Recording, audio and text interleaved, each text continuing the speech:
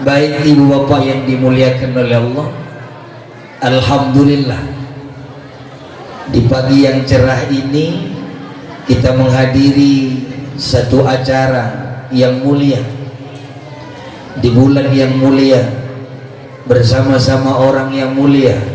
Moga-moga jadi mulia semuanya, amin Allahumma amin. Satu acara yang di luar nalar, peristiwa Isra wal Mi'raj. Dulu waktu Nabi pulang Mi'raj, jangankan mau mendengar kabar saja banyak yang murtad. Kenapa? Ini peristiwa di luar nalar, otak buntu, pikiran tidak nyampe, karena ada peristiwa yang luar biasa namanya Isra wal Mi'raj. Tapi hari ini kita datang bukan hanya mendengarkan, bahkan diperingati, diyakini ini bukti iman dan Islam serta ihsan masih ada dalam diri. Moga-moga Allah tetapkan hidayah hingga akhir hayat dengan minimal ucapan syukur alhamdulillahirabbil alamin. Tidak lupa salawat serta salam kita hadiahkan kepada junjungan alam, yakni Nabi besar Muhammad sallallahu alaihi wasallam. Mudah-mudahan syafaat tercurah baik di dunia maupun di akhirat insyaallah, amin Allahumma. Ini hari ini acaranya 3 in 1, macam kopi saset. Ada acara Isra wal Mi'raj, kemudian ada tarhib Roma, kemudian ada rihlah santri, liburan Kalau saya dengar ceramah Abuya tadi, nampaknya yang senang santri, pulang senang, orang tuanya bimbang. Ini terbalik ini pun nampaknya di luar nalar. Anaknya pengen pulang, orang tuanya tidak senang, karena kalau anaknya pulang pengeluaran jadi banyak, lebih dari di pondok. Ini mudah-mudahan jangan jadi penghalang, mudah-mudahan itu jadi rahmah, itu jadi baiti jannati, rumah jadi surga. Karena yang pulangnya santri, kalau yang pulangnya ahli maksiat baru tidak senang. Tapi kalau yang pulangnya ahli taat, insya Allah itu rumah jadi berkah, amin. Baik ibu bapak yang dimuliakan oleh Allah, pertama kita bahas Isra Mi'raj dulu. Ayatnya surah Al-Isra ayat 1. Surah Al-Isra ayat 1 ini laris ketika Rajab Sya'ban, tetapi sekedar didengar, tidak dibahas apa artinya. Banyak itu kadang ada acara Isra Mi'raj, ayatnya dibaca tapi tidak dijelaskan. Ini mudah-mudahan hari ini kita coba jelaskan, baik tafsir fikih maupun tafsir tasawuf. Kalau tafsir fikih mungkin bagi yang adik-adik santri, tapi tafsir tasawuf bagi orang tua santri. Pertama ayatnya bunyinya subhana. Subhana ini kalimatun tasbih. Apa itu kalimat tasbih? Mensucikan Allah. Secara fikih suci itu ada 2. Pertama subhana, kedua tohir. Maka disebut fikihnya fikih alah mualaf model toharoh. Apa beda subhana dengan toharoh? 3 dia. Subhana tauhid, tazkiyah tasawuf, tohir fikih. Subhana dulu, tasawuf fikih dulu. Subhana bimakna tohir, itu suci jasmani, ada dengan wudhu, ada dengan mandi, itu tohir tuh. Jadi kalau ada orang namanya tohir tapi kok nggak mandi, ganti nama. Tohir harusnya mandi, tohir ya wudhu. Tapi kalau suwahana, ini berat. Suwahana itu setidaknya dalam sifat nafsiyah saja, sifat wajib, sifat 20. Yang pertama sifat nafsiyah wujud. Ini tauhid sikit nih, nah bapak kali-kali pening, jangan mikirin utang mulu. Apa tahu subhana itu? Subhanalladzi anil makan wal zaman wal aqdi. Tentang peristiwa Isra Mi'raj, kenapa diawali dengan subhana? Sucikan Allah. Al-munajjahu, disucikan Allah, anis zaman wal makan. Tidak ada bedanya malam sama siang, tidak ada bedanya langit dan bumi. Kalau Allah yang menghendaki terjadi, maka tidak mungkin menolak. Mustahil bagi akal, wajib bagi kalbu, wajib bagi iman. Itu subhana. Paham tidak paham, gong kebe. Berat kali nampaknya. Nggak mungkin kata orang murtad, nggak mungkin kata Abu Jahal. Kenapa? Dia mengikat Allah, mengotori Allah dengan sifat bertempatnya, dengan sifat menempati ruang waktunya. Al-wujud, sifat wujud Allah tidak menempati ruang dan waktu. Jadi tidak ada bedanya langit dan bumi, tidak ada bedanya malam dan siang, cepat atau lambat, burak itu tidak ada bedanya bagi Allah. Al-murad, diinginkan Allah, kun fayakun. Tapi kalau murid menginginkan perjalanan ini, butuh syarat yang luar biasa. Tetap ujungnya jika Allah menghendaki.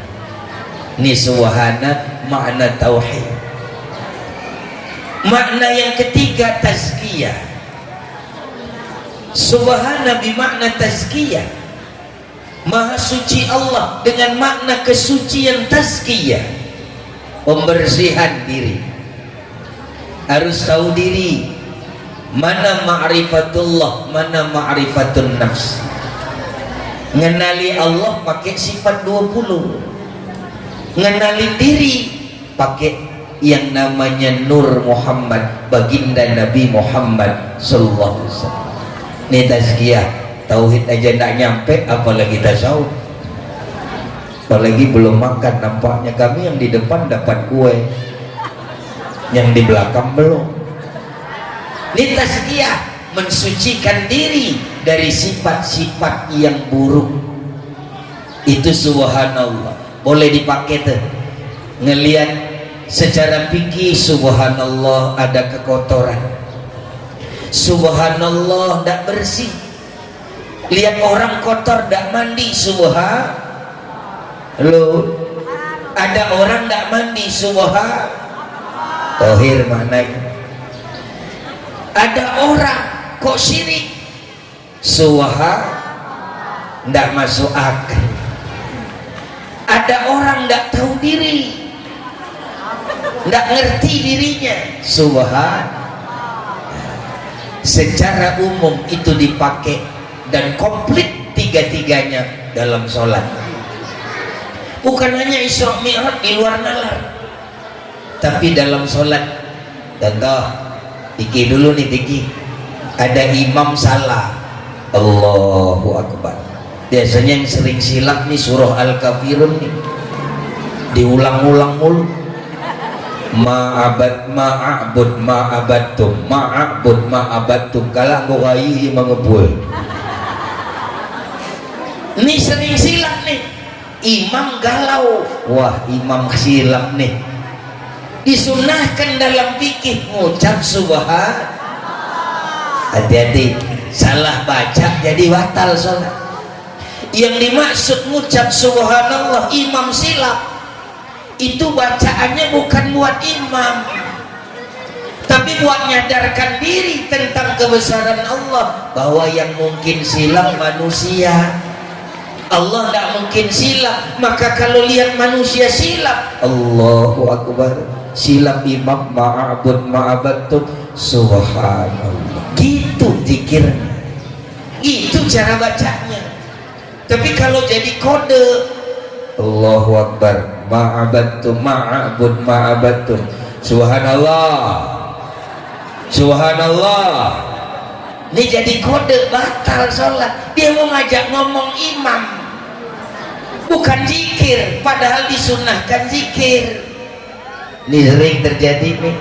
Kalau lihat di masjid-masjid, imam tidak paham-paham kalau dia silap, makmum jadi marah, subhanallah, subhanallah, tungki kadang kau imam, subhanallah, kacau tuh, batal sholat. Ini sebuah peristiwa Isra wal Mi'raj diawali dengan tasbih karena buntu akal pikiran tidak nyampe, otak terbatas. Lanjut ayatnya, subhanalladzi asra.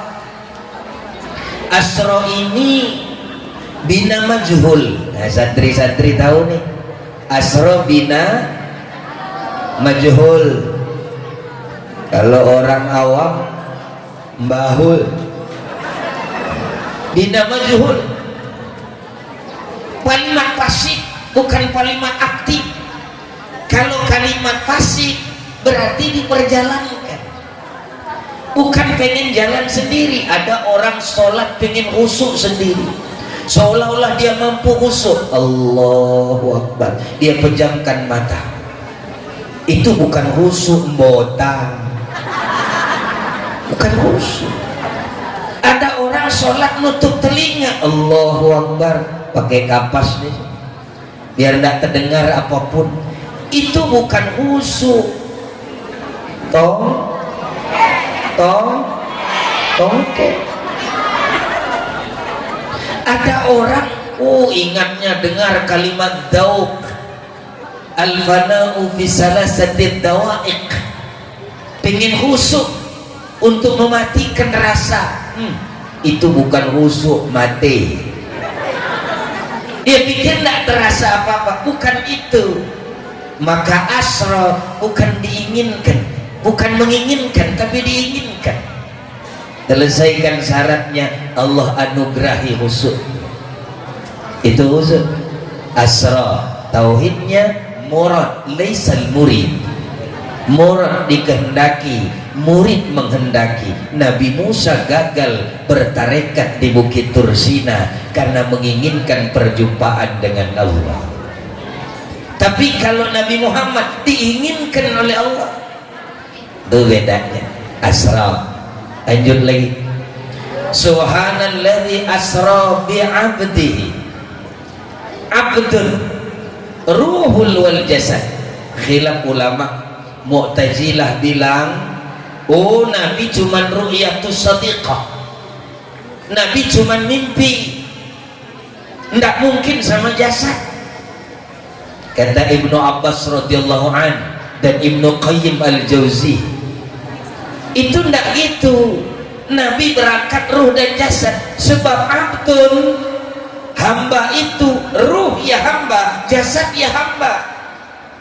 Maka kalau sholat cuma jasmani, setengah hamba, setengah begu, setengah hamba, setengah hantu. Dia cuma ruhnya, jasadnya saja sholat, ruhnya melayang, tidak sholat.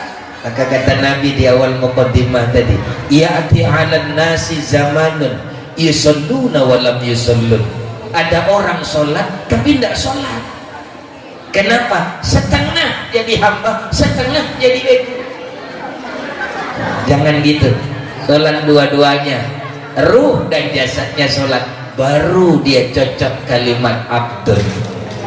Dan satu lagi syarat jadi abdun, jangan bawa embel-embel nafsu walau dalam sholat.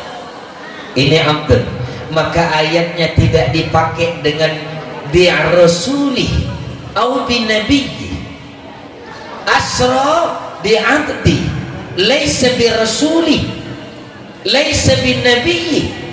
Yang Allah inginkan ngadep itu, yang Allah minta untuk datang itu hambanya.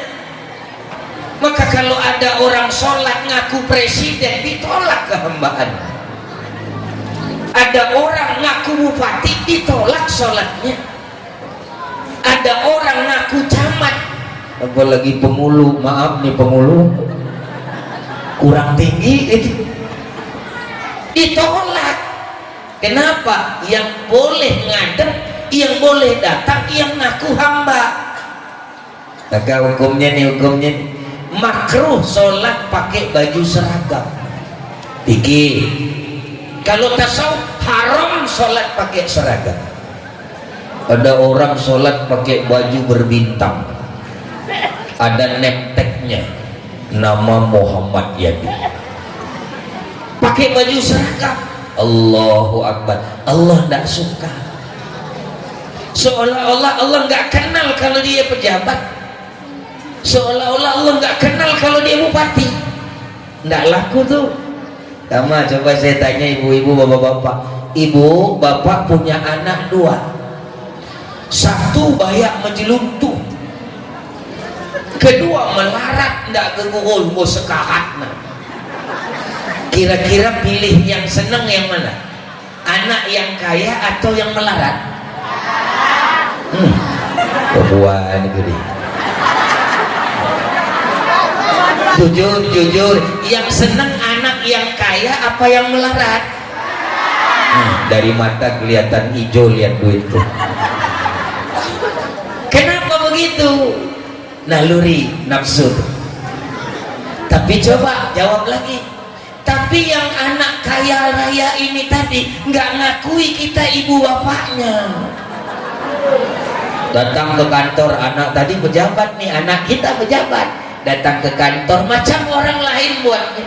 Silakan masuk bapak ibu. Ada perlu apa bapak ke sini? Padahal kita bapaknya, padahal kita ibunya. Dia lihatkan pangkatnya, dia pakai derajatnya, bicara sama orang tua. Pak, Bu, butuh apa ke sini? Ada perlu apa bapak ibu? Itu kalau anak saya getok kepalanya.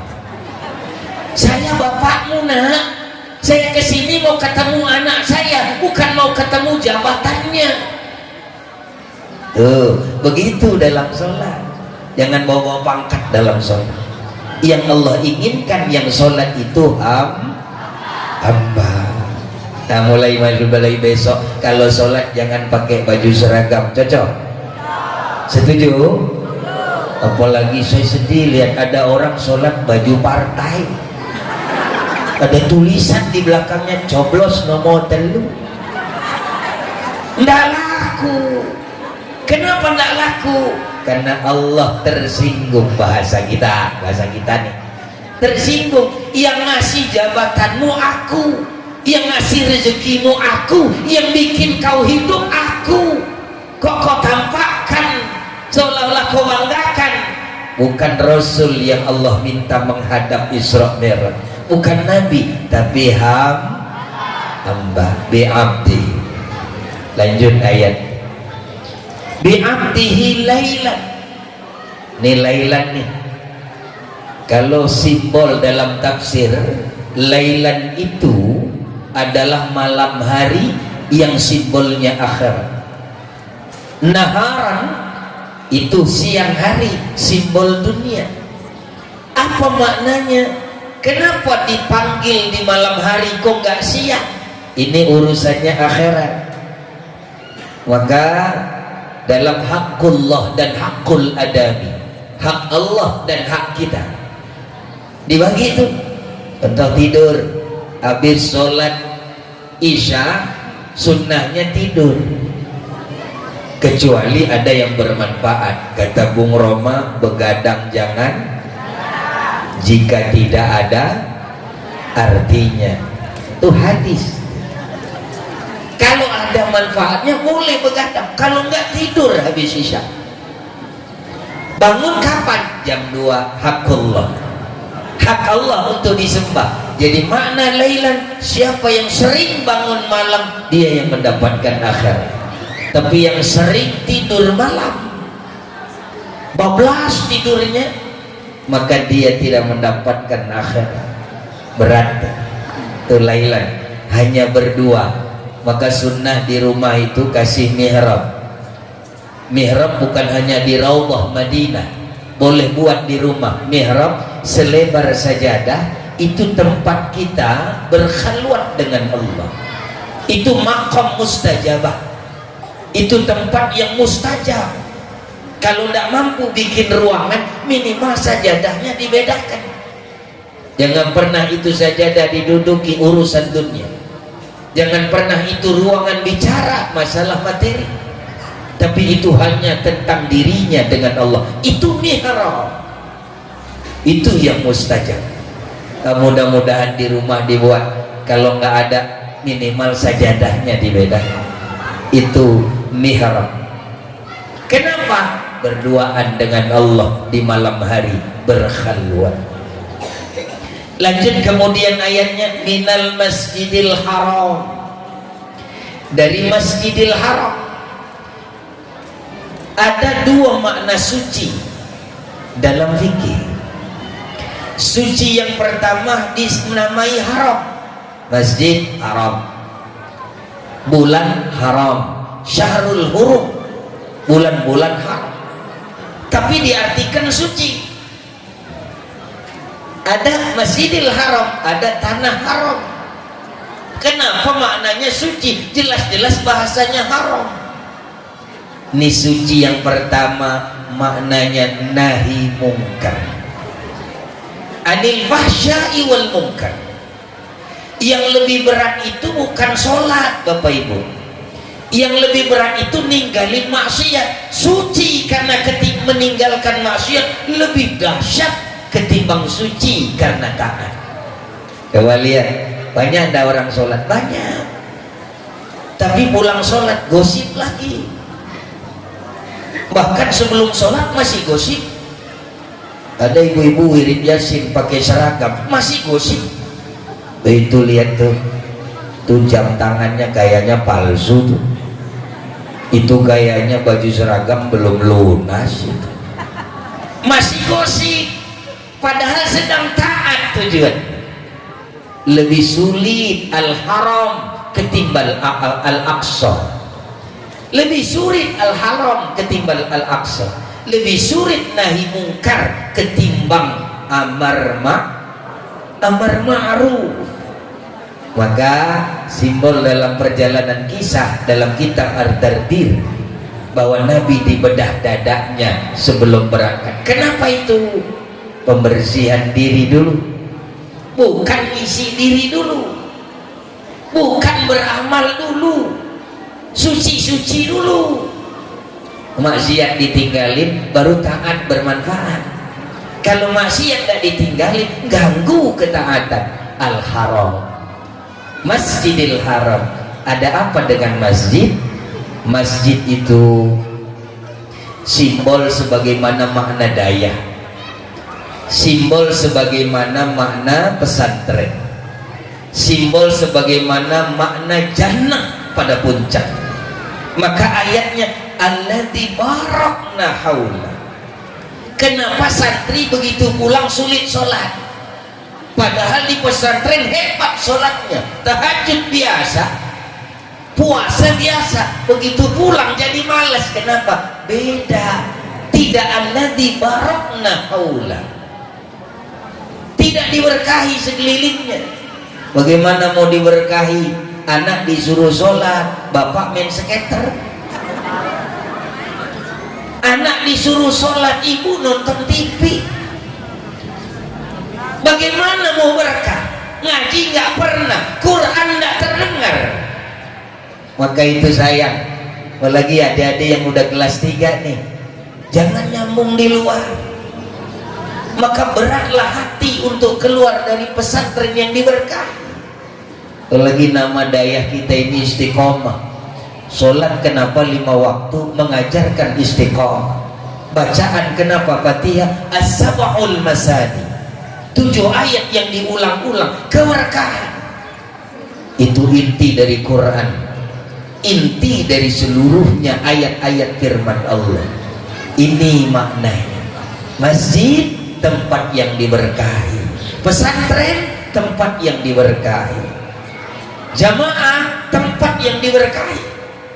Jangan ada yang keluar dari barisan jamaah karena sulit. Sayyidina Ali bin Abi Thalib mengatakan, kenapa serigala mampu memakan kambing? Karena dia keluar dari barisan. Kalau tidak keluar dari barisannya, pasti serigala pun kalah. Serigala maknanya setan, serigala maknanya iblis yang menggerogoti satu persatu dari barisan yang begitu banyak. Godaan banyak. Adik-adik santri dengerin, yang kita lihat silau di luar itu hanya pura-pura. Orang ngumpul di kafe jenuh, bingung mau ngapain. Orang sekolah di luar kesannya hebat, kesannya nikmat, bohong. Coba tanya, mana lebih nikmat di luar pesantren ketimbang di pesantren? Tanya mereka saja. Sebenarnya kami sudah jenuh, monoton, one way kehidupannya, satu arah terus. Bangun seenaknya, makan tidak teratur, tidur tidak teratur, main asal gaul, pergaulan bebas, nyesel belakangan. Kalau ada orang tua berani mengeluarkan anaknya dari pesantren, itu orang tua yang paling jahat, itu orang tua yang paling laknat.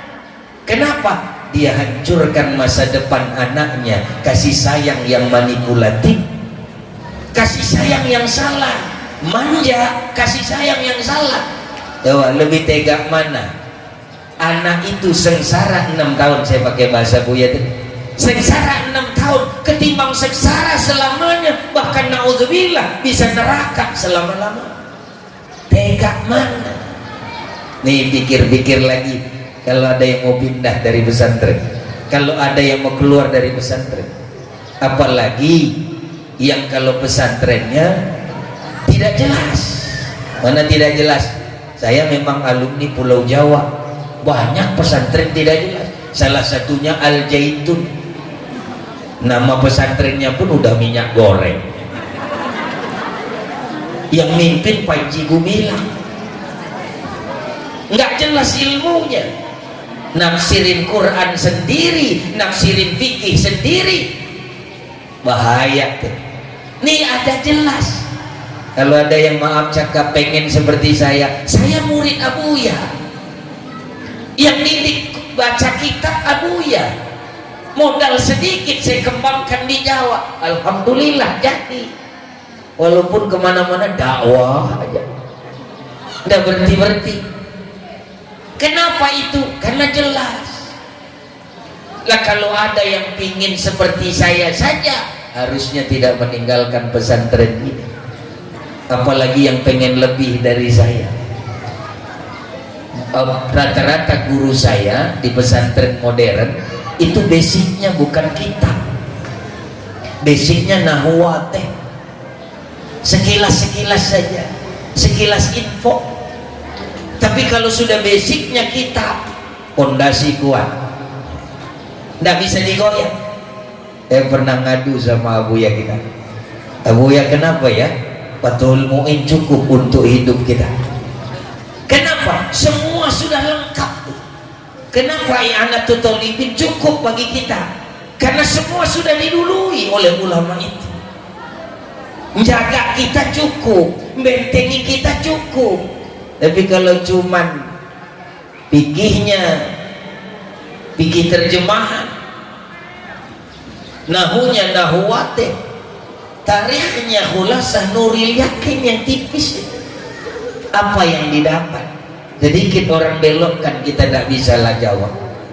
Ini beratnya. Pondasi yang kuat, harus bangga di pesantren Dayah Darul Istiqomah. Kita lanjut ayatnya. Saya diberi waktu sama Buya sampai 11:30, takut lewat. Kemudian ayatnya tadi, minal masjidil haram ilal masjidil Aqsa. Ini nggak apa-apa, sekali ini mi'rajnya pakai ilmu, nggak apa-apa, karena kebanyakan pengennya ketawa, hahaha, hihihi, kisah mulu, ilmu nggak dapat. Kita mau di pesantren malu dong, masa cuma dengar kisah nggak bawa fadilah. Kita dengar minal masjidil haram ilal masjidil aqsa.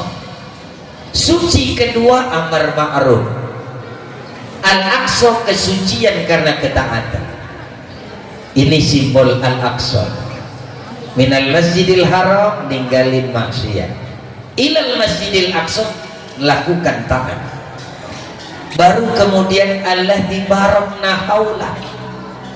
Kalau secara fikih berkah ziyadatul khair, ndak ada kita sangka. Saya keluar pesantren 6 tahun di Darul Iman, saya keluar pesantren 6 tahun dari Cane ini, saya awam betul, nggak tahu gunanya. Ibarat dikasih pisau nggak pandai makainya. Ini makna berkah tadi, ziyadatul khair. Oh, ternyata yang diajarkan buya kita, yang diajarkan ustaz kita ngasih alat, ngasih kail bukan ikan, supaya pandai dikembangkan. Kau mau pakai apa? Kau mau kemana? Oh, saya mau jadi tentara ustaz. Jadi tentara yang beriman, senjatanya ada. Apa? Sholat tidak tinggal. Dia mau jadi apa? Polisi. Polisi anti korupsi, minimal polisi tidur. Ya, daripada korupsi mendingan tidur walau diinjekin mobil. Polisi anti korupsi, mau menjadi pejabat, bermanfaat bagi umat. Senjatanya 6 tahun nggak ada apa-apanya, apalagi yang nggak 6 tahun jadi bego. Yang tanggung-tanggung itu yang lebih bahaya. Coba-coba menafsirkan sendiri. Ah, kayaknya begini nih maksudnya, kayaknya begitu itu maknanya. Ini yang bikin celaka. Kenapa Pulau Jawa gampang kagum? Ada orang sholat bahasa Indonesia, Kota Malang. Ada orang Malang di sini nggak ada? Ada orang Malang di sini? Yang Malang nasibnya banyak. Jawa Timur Malang ada orang namanya Chris John, mantan petinju. Sekali umroh katanya dia dapat wahyu, pulang ganti sholat pakai bahasa Indonesia, Allahu Akbar diganti jadi Allah Maha Besar. Kenapa berani? Itu salah makna. Coba-coba menafsirkan, oh pokoknya kalau ada keramat di Masjidil Haram pasti dari Allah, padahal setan pun banyak. Nih, apalagi setan Indonesia gampang cirinya, setiap umroh selfie, HP nggak tinggal. Tuh setan Indonesia tuh, umrohnya keliling, HP nggak tinggal. Hello guys, saya di depan Ka'bah, kamimu. Apa urusannya hello guys? Kalau mau hello Allah, saya datang memenuhi panggilanmu, bukan hello guys. Apalagi orang Cane bilang hello guys, nata ipan palsu, nggak cocok, bukan wilayah. Ini Al-Aqsa, suci karena ketaatan. Kalau tadi Al-Haram suci karena meninggalkan kemaksiatan. Alladzi barakna haula, diberkahi sekelilingnya. Masjid, pesantren, rumah yang dibacakan Quran jadi berkah. Kalau berkah, kenapa Nabi melihat di alam langit banyak pemandangan? Ketemu Nabi terdahulu dalam kisah Isra Mi'raj, kemudian melihat Baitul Ma'mur, tempat tawafnya malaikat, melihat surga dan neraka. Kenapa? Alladzi barakna haula, kasful hijab, dibukakan hijab kalau sudah dapat berkah. Tapi kalau nggak dapat berkah, bukan kasab tapi kosab. Tahu kosab? Daun talas tuh kosab tuh. Kalau orang setengah-setengah mondok, setengah makna, tanggung gantung, dia malah gatal, ndak bikin sakinah mawaddah fi qulubihim. nggak bisa tenang dia, gelisah dia, nggak dapat maknanya. Ini makna alladzi barakna haula, barulah terlihat linuriyahu min ayatillah, baru terlihat tanda-tanda kebesaran Allah. Coba anak-anak santri kita ini, kalau bukan di pesantren dia nggak tahu makna puasa, dia nggak ngerti makna sholat, dia nggak ngerti makna kehidupan. Saya ngajar di Institut Teknologi Bandung ITB, tempat Presiden B.J. Habibie almarhum.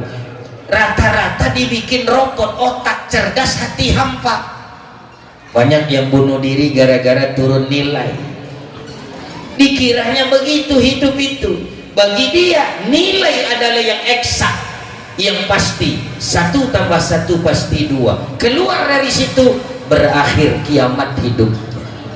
Kalau tidak punya benteng rohani dalam pelajaran agama sebagai milah atau din, ada bedanya din sama milah. Dinul Islam millata Ibrahim, perbedaan din dengan milah. Milah adalah itu tradisi hidup, makanya disebut ada sunnah Nabi Ibrahim, cukur kumis, cukur cukur ketiak, cukur bulu-buluan, itu sunnah, termasuk sunnah khitan. Kalau din, ini adalah tradisi keyakinan. Ini dinul Islam, dia membentengi rohaninya, jasmani cuma ngikut. Nah ini ayatillah, tanda-tanda kebesaran Allah setelah dibukakan hijab baru terlihat. Ini makna linuriyahu min ayati. Baru ditutup ayatnya dengan innahu huwas sami'ul basir, sama basar. Dalam sifat 20 sama itu ma'ani, basar ma'ani, sami'un ma'nawiyah, basirun ma'nawiyah. Tanda kebesaran Allah ada tampak pada diri. Dalam kitab yang lain seperti kitab Tijan Daururi, Kifayatul Awam Matan Sanusi, ada namanya Nisbatul Wujud. Makom sifat Allah ia tampak di kita, tapi bukan kita yang punya sifat. Ini agak dalam sedikit. Kenapa? Karena banyak orang yang ngaku maknawiyah, sifat dia kacau. Bahaya ini. Ada orang kalimat takjiah ngomong ini sudah diambil Allah sifat kita tadi, seolah-olah sifat Allah jadi sifat dia. Qudrat, iradat, qadirun, kaunuhu qadiran, kaunuhu muridan. Ini salah paham. Ma'ani asal sifat, maknawiyah bayangan sifat Allah.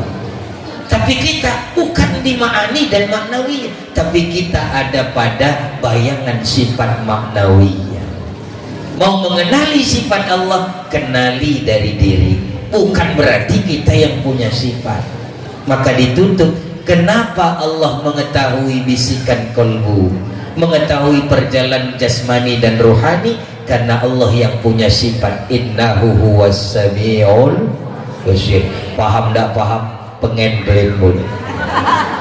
Tuh selesai Isra Mi'raj. Hikmahnya kata Syekh Zainuddin Al-Malibari dalam kitab Irsyadul Ibad, siapa orang yang berani ninggalin sholat udah tidak bisa selamat. Inilah perjalanan Isra Mi'raj. Isra perjalanan jasmani dalam sholat. Bagaimana angkat takbir? Tadi ada kalimat abdun dalam takbir, bagaimana menghambakan 10 jari sejajar kepala dalam mazhab Syafi'i, Syafi'iyyun madhaban wa manhazan, sejajar kepala 10 jari. Kata dalam kitab Sirah Tarikh tentang Isra wal Mi'raj, Nabi Musa berkalam di Bukit Tursina, ditegur Allah, Musa da'na alaih, letakkan sandalmu, letakkan nafsu sejajar kepala, 10 jari angkat, Allahu Akbar. Jangan ada merasa pintar dalam sholat, jangan ada membawa ilmu dalam sholat. Yang punya Allah, penyerahannya 10 jari sejajar kepala. Ada orang sejajar bahu ngangkatnya, Allahu Akbar. Letakkan jabatan, harkat, martabat, jangan bawa-bawa dalam sholat. 10 jari. Ada yang sejajar dada macam Ipin Upin, atau zaman dulu namanya unyil. Allahu Akbar. Sejajar dada, letakkan nafsu hayalan dunia. Nih dalam sholat banyak orang sholat tapi mau panen jagung. Ya Allah, Allahu Akbar. Kalau nanti jagung saya selesai panen, saya mau beli emas 1 kilo, gantungin di leher, jadinya mau jalan kayak lembu. Hayalan dunia. Yang lagi kalau jadi panen coklat saya mau kawin lagi sampai 4 kali. Sejajar dada, takdir. Kenapa itu diletakkan? Karena itu mengganggu kehusukan. Allah tahu, innahu sami', Allah ngerti, dengar bisikan qalbumu. Allah lihat perilakumu, innahu huwas sami'un basir. Ini inti daripada perjalanan Isra wal Mi'raj. Kita masuk tarhib Ramadan. Bapak Ibu yang dimuliakan oleh Allah, ada satu riwayat hadis, sebagian mendoibkan, sebagian memautukan hadis ini, tapi kita pakai kitab Al-Adhkar Imam Nawawi, kitab itu Ahlu Sunnah wal Jamaah dari sisi amaliyah, bahwa sedoib-doibnya hadis boleh dipakai menjadi fadailul a'mal, menjadi semangat ghirah untuk beramal. Apa hadis itu yang seliweran sehari-hari?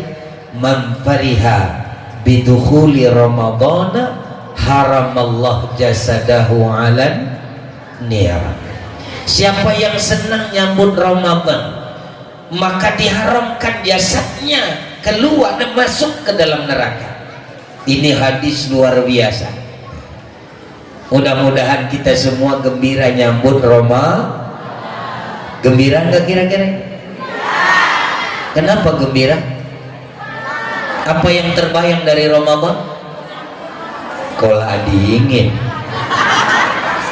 kolang kali kola dingin. Bukan itu, kalau itu malah makin masuk neraka. Yang bikin terhindar dari neraka adalah terbayang amal Ramadan, amal yang luar biasa. Coba bayangkan tasbih. Dalam riwayat Ali bin Abi Thalib, tasbih harusnya kita muter tasbih, subhanallah walhamdulillah wala ilaha illallah wallahu akbar. Tapi orang yang Ramadan puasa, napasnya, kalau nggak tahu napas, kesah sedang puasa jadi tasbih. Maka jangan lupa mekesak dan pasu. Jalan sikit hah, jalan sikit hah, itu dihitung tasbih. Luar biasa. Bau mulut nih, bau mulut. Dalam fikih juga dibahas, bau mulut orang puasa bagai parfum kasturi bagi Allah. Makanya jangan sikat gigi dari dilo. Pas dilo makan jengkol dulu. Pergi sholat subuh berjamaah, amin gampang buah masjid keluar. Salah paham hadis. Ini beratnya. Itu luar biasa, itu yang terbayang. Belum Lailatul Qadar, inti banget. Diampunkan 84 tahun, umur tidak sampai sudah diampunkan 40 tahun, 84 tahun. Tuh subhanallah. Kalau itu yang terbayang bikin senang, haram jasad kena neraka. Tapi kalau yang terbayang cuman baju lebaran, no ayu, nah itu tidak ada. Ini satu pertama cara menyambut Ramadan. Maka bahasanya dalam kita rahiba yarhabu, marhaban ya Ramadan, artinya melapangkan dada menyambut dengan gembira kedatangan Ramadan. Itu makna yang pertama, cara menyambut Ramadan. Yang kedua, ini juga penting, nyambut Ramadan mulai dari nisfu Sya'ban. Dalam kitab Madhabi Sya'ban karya Syekh Alwi Al-Maliki Al-Hasani Dan dalam kitab Kanjun Najah Wasurur fi Adiyati Tasrahi Sudur Syekh Abdul Hamid dijelaskan, siapa yang sudah melewati nisfu Sya'ban maka harusnya sudah selesai dendam kesumat dalam dirinya. Tidak boleh masuk Ramadan belum berdamai dengan saudara. Bahasa hadisnya malah begini, siapa yang ketemu saudaranya dia buang mukanya, batal Ramadan. Oh, ada orang dendam, duduk berdampingan, hatinya perang. Kalau ketemu buntu di jalan, ketemu dia buang mukanya. Nih mantan teman, mantan sohib, mungkin mantan pacar, suami pacar mulu. Masa masih ada setua ini ingat mantan pacar? Kan tidak mungkin. Masih ingatkah setua ini suap-suapan? Tidak pantas. Kalau pengantin baru pantas, romantis. Pengantin baru suap-suapan. Pengantin lama suap-suapan, tanpa suamimu. Tidak pantas. Pengantin lama romantisnya perhatian. Sudah makan Pak? Sudah makan Mama? Itu pantas. Mah suapin dong amai. Nini Ipan palsu pingin disuapin, najis teralala. Nggak pantas. Nah ini ada orang ketemu dia buang mukanya, hilang Ramadan. Maka di ujung Idul Fitri hadisnya populer, Nabi naik mimbar 3 langkah, maka sunnah bikin mimbar itu tiga tingkat. Malaikat doa, celaka bagi umatmu ya Muhammad. Amin. Siapa itu ya Jibril? Orang yang ketemu Ramadan tapi gak dapat ampunan. Amin, kata Rasul. Yang doa Jibril, yang ngaminin Nabi, kabul. Celaka umatmu. Yang kedua, ini nanti cara nyambut Ramadan yang kedua.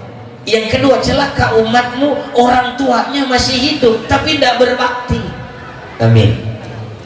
Terakhir, celaka umatmu ya Muhammad, dia dengar namamu diucap enggan sholawat. Amin. Makanya tadi luar biasa, itu sunnah mahalul qiyam. Kapanpun sholawat mahalul qiyam. Bangun, sambut Nabi kita dengan sholawat.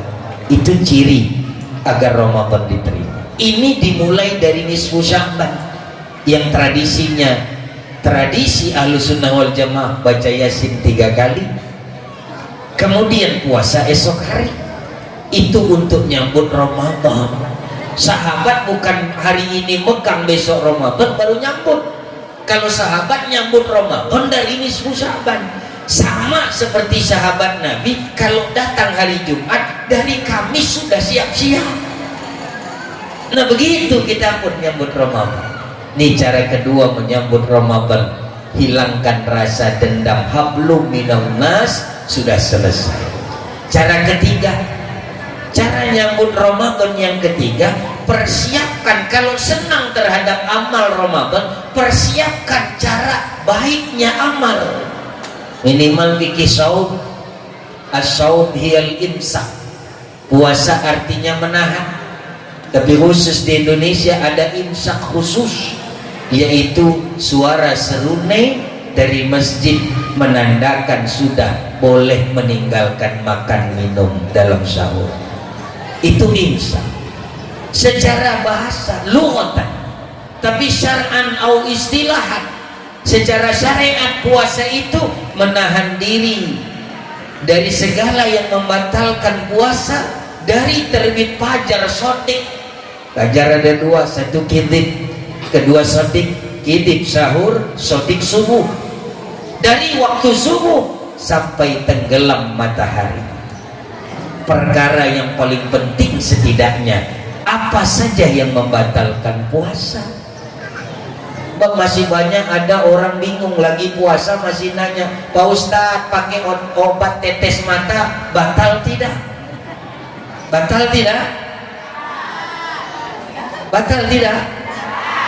Kenapa nggak batal?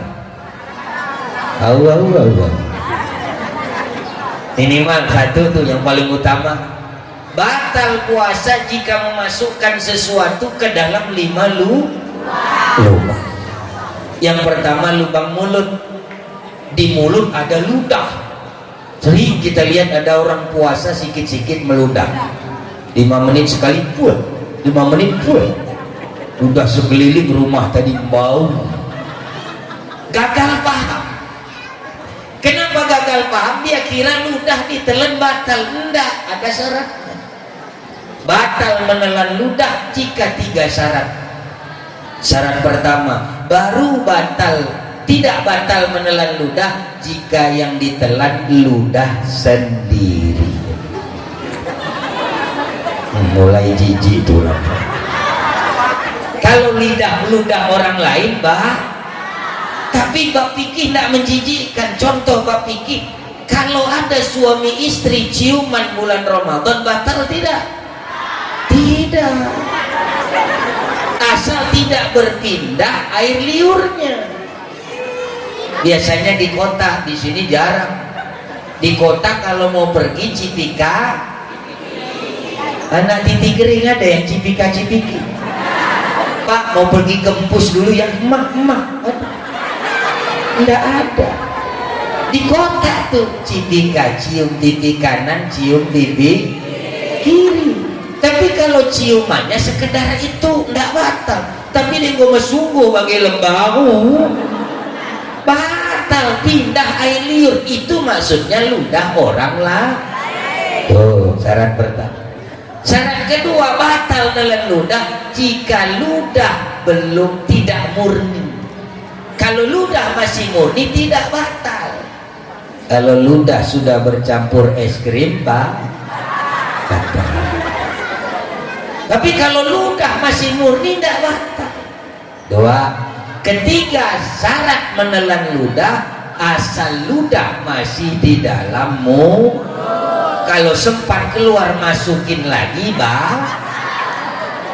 dikira jus ludah kali. Ada orang penuh mulut ditelan batal tidak? Tidak. Kenapa syarat ketiga masih di dalam mulut? Pakai tokap tidak batal. Itu syarat. Ada orang nanya, Pak, Bu, Ustaz, suntik batal tidak? Tidak batal karena bukan termasuk 5 lubang yang dimaksud mulut, hidung, telinga. Mobil tidak batal asal maksimal jari kelingking. Ngorek telinga nggak pakai cotton bud, kelingking tidak batal. Kalau sudah pakai cotton bud takutnya batal. Bukan hanya batal, jadi likung, tembus bagian dalam. Kemaluan depan, maaf, fikih harus jelas. Tadi cerok, maaf cakap. Ada orang ibu-ibu biasanya istinja sedang puasa beda dengan di luar puasa. Kalau istinja dalam puasa tidak boleh disiram tuh gayung. Masuk sedikit batal. Awas. Lalu gimana istinja sedang puasa? Alirkan air dari atas, diusap pakai tangan. Ini cara. Tapi kalau udah maghrib bebas mau jadi dorsemer, bebas. Nggak ada urusan. Hati-hati yang ke Medan beli baju lebaran di mall, nggak ada gayung di mall. Adanya shower. Salah pencet jadi dorsemer. Ini harus paham fikih puasa. Bedakan cara istinja sedang puasa. Lubang yang keempat. Lubang yang kelima nih biasanya yang masih ortodok, yang masih rumahnya tidak ada WC-nya, buang air besar di sungai. Boleh tidak? Boleh, tapi hati-hati, ittihad. Hati-hati, jangan buang angin di habis jelobok kena jema orang gayo, blebek itu ngisap air batal. Maka Ramadan cari kloset aja aman, jangan di sungai. Apa bahasa alasnya jelobok? Saya lupa bahasa. Mengobok. Hati-hati, Ramadan ada yang mengobok, batal puasa. Ini lubang yang kelima. Itu minimal cara menyambut Ramadan. Baca lagi fikih saum, terutama santri, sadarkan ibu bapaknya, kasih ilmu yang di pesantren ini. Jangan begitu libur, benar-benar libur total. Nah, nanti saya ajarkan satu doa di akhir. Itu minimal waktu megang. Kalau udah masak, ajak ngumpul bareng. Itu yang terakhir cara nyambut Ramadan. Ini baru yang ketiga. Pelajari lagi fikih puasa. Cara yang keempat nyambut Ramadan. Ini yang keempat. Cara keempat nyambut Ramadan di Kuta Cani ini ada tradisi megang. Megangnya alhamdulillah tidak apa-apa. Yang berat di Kuta Cani ada tradisi mandi megang innalillah.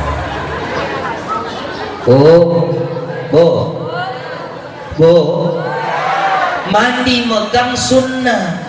Nawaitul ghusla lidukhuli Ramadan sunnatan lillahi ta'ala. Sunnah. Tapi kalau sudah mandi berjamaah haram. Coba dengar hukum fikihnya nih. Walau suami istri haram mandi itu. Karena cuman suami yang tidak haram, istri jadi haram. Di mana haramnya? Suami hukumnya boleh melihat aurat istrinya seluruhnya, izin tanpa izin. Tapi kalau istri mau lihat aurat suami, wajib izin. Jadi tidak ada boleh istri ngintip suami, itu tidak boleh.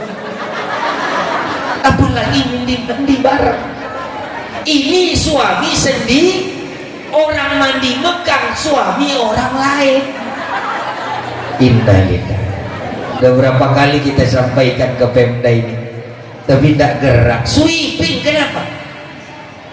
Oh, giliran hari megang berangkat itu anak-anak muda, ada juga anak-anak tua ikut ngengkol hondaknya. Ayo berangkat kemana? Pantai Barat, mana Pantai Timur, Pantai Dona, bahkan ada namanya Pantai Goyang. Dari mana ada pantai kok goyang? Berangkat dia, mau ngapain? Mandi berjamaah. Lihat, 3 hukum telanjang dalam fikih. 1, baju ketat. 2, baju tipis. 3, batu yang membentuk lekukan pakaian. Mau berangkat sesari-sarinya, mau dia berangkat jilbabnya sampai ke lutut. Kalau sudah nyemplung ke air berbentuk itu pakaian aurat, sama hukumnya dengan telanjang. Oh, jangan lagi diizinkan. Apalagi mudah-mudahan adik-adik santri pulang jadilah suri tauladan bagi sekitarnya. Jangan ada satupun, termasuk khusus anak santri Darul Istiqomah, kok kedapatan mandi megang di Pantai Barat, itu hukumannya harus berat. Jangan, itu tidak boleh. Mandinya sunnah, tapi berjamaahnya laknah. Na'udzubillah. Sudah berapa cara nyambut Ramadan tadi? 3. 1. Ngitung ilmu berat, ngitung duit hijau matu. Yang pertama tadi senang hati, lapangkan hati menyambut Roma. Jangan ada orang Allah udah sampai pun puasa ini nggak masuk. Senangkan hati. Yang kedua tadi saling maafkan mulai dari nisfu sa'ah. Yang ketiga belajar lagi fikih puasa. Yang keempat mandi megang. Yang kelima yang terakhir, ini yang mau saya ajarkan terutama khusus bagi santri-santri. Ada doa yang diajarkan Nabi nyambut Ramadan. Dimulai dibacanya mulai waktu megang maksimal sebelum terawih malam pertama. Nah, kita bacakan 3 kali. Dapat tidak dapat hanoh kedua. Kita bacakan 3 kali, mudah-mudahan ingat. Nanti waktu megang kan biasanya tradisi masak-masak, keluarga ngumpul, bacain doa nyambut Ramadan.